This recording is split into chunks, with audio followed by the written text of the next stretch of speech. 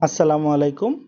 আজকে আমরা কথা বলবো অটোমেটেড চালানের একটা অপশন নিয়ে, সেটা হলো ট্যাক্স উইথ রিটার্ন।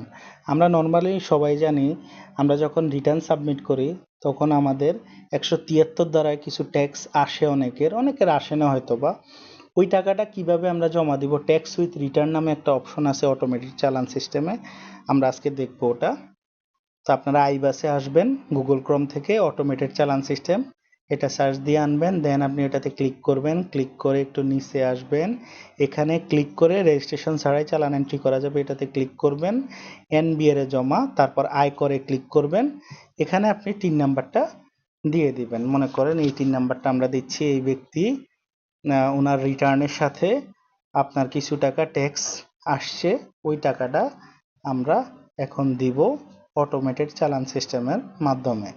তারপরে কর বর্ষ 24-25, আয়করের ধরন এটা হবে কোম্পানি ব্যতীত অন্য ব্যক্তি। অবশ্যই এটাতে ক্লিক করবেন, যেহেতু আমরা ব্যক্তির জন্য দিচ্ছি, এখানে কোনো কোম্পানির জন্য দিচ্ছি না। আয়করের ধরন এই যে একটু নিচে নিয়ে আসবেন, রিটার্ন দাখিলের সাথে দেয় কর বা ট্যাক্স উইথ রিটার্ন একই কথা, এটাতে ক্লিক করবেন।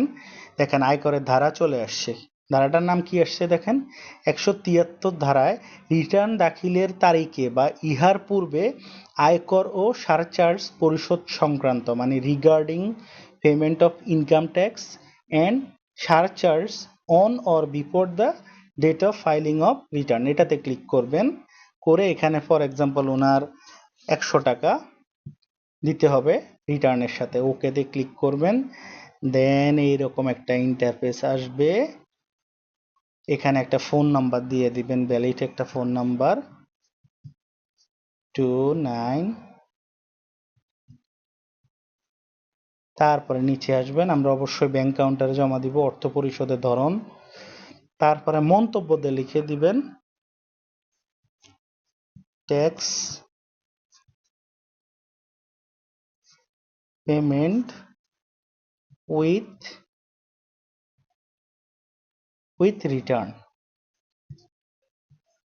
For the income year